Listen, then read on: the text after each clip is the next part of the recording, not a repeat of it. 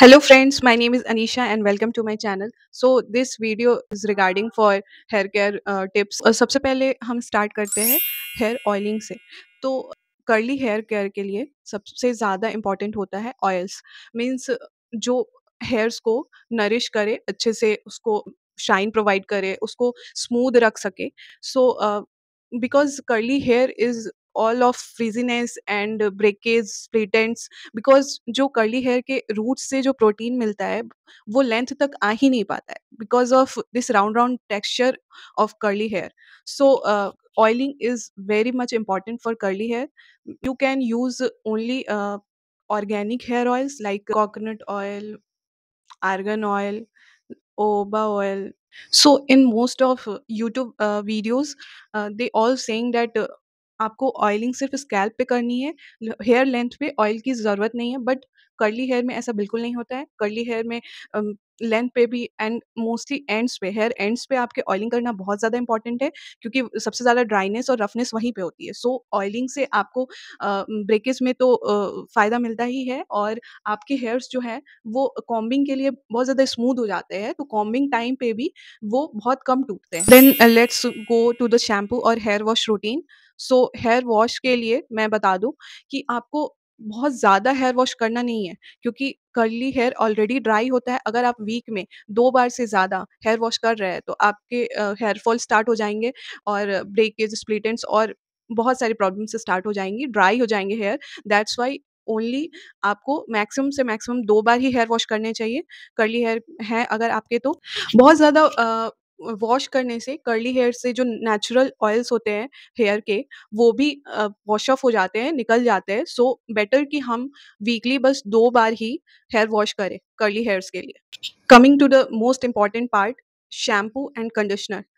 We should use only sulfate free, paraben free, SLS free shampoo and conditioner, because this can help you preserve moisture in our hair and protect our hair from dryness. Also use hydrating shampoo for hair washes. Shampoos हमारे scalp को बहुत ज़्यादा dry कर देते हैं, और जो भी ऑयल्स होते हैं वो वॉश ऑफ हो जाते हैं. सो must be use hydrating shampoo. So after shampooing, don't use warm water on your scalp or your hair length, because again warm water भी आपके हेयर्स को बहुत ज़्यादा ड्राई कर देता है, आपके स्कैल्प को ड्राई कर देता है, और आपके हेयर फिर डैमेज होने लगते हैं. सो कोल्ड वाटर से ही आपको हेयर को वॉश ऑफ करना है, और कंडीशनिंग के बाद आपको कोल्ड वाटर ही प्रेफर करना है. Now moving to the another topic, detangling. How should you detangle your hair? So most of the time लोग क्या करते हैं, just start combing in a dry hair. So don't comb your hair in a dry condition. हमेशा ही आपके hairs wait होने चाहिए, wait में ही आप ब्रश यूज़ करें, और हमेशा कंसिडर करें कि आप वाइड टूथ वाले कॉम्ब यूज़ कर रहे हैं, और या फिर आप फिंगर से ऐसे-ऐसे कॉम्ब कर रहे हैं. सो आपके बाल कम डैमेज होंगे, और आपको मॉइस्चर भी मतलब लॉक्ड रहेगा बिल्कुल हेयर में. Avoid combing your hair without conditioning your hair. Conditioning is very much important. So firstly you condition your hair, then you detangle your hair. Okay. Don't use rough towels. Rough towels क्या करते हैं, आपके बाल को damage करते हैं, बाल में फ्रिक्शन लाते हैं, और बाल बहुत ज़्यादा टूटते हैं. We can use microfibre towels, और we can use our old T shirt to remove excess water from our hair.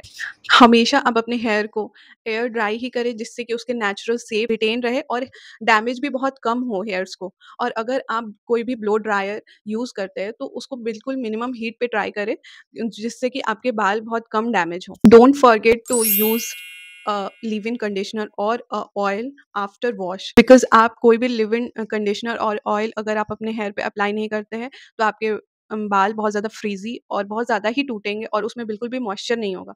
So try just try to apply leave in conditioner और oil after a wash. Night routine के लिए मैं बताना चाहूँगी कि आप के अगर कर्ली हेयर हैं, तो आप ट्राई करें कि आप किसी सैटिन पिलो कवर यूज़ करें, जिससे कि आपके बाल कम उलझे, कम टूटे, और उसमें शाइन भी रहे, क्योंकि सैटिन पिलो कवर बिल्कुल भी वो रफ नहीं होती है, और कॉटन पिलो कवर क्या होती है कि बालों से वो सारे मॉइस्चर को सक्स आउट कर लेती है. सो बेटर कि आप सैटिन पिलो कवर यूज़ करें, like I have. So this is my satin pillow cover, you can see. सो और एक और चीज़ होती है pineapple method.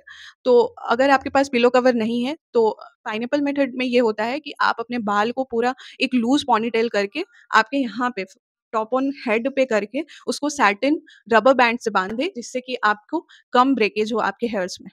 And the last part is trim your hair regularly, almost in 6 to 8 weeks for a better healthy hair.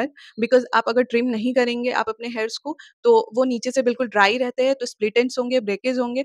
सो और ऊपर से भी hair fall होने लगेगा। सो बेटर ये है कि आप अपने हेयर्स को ट्रिम करें। सो या दैट्स इट।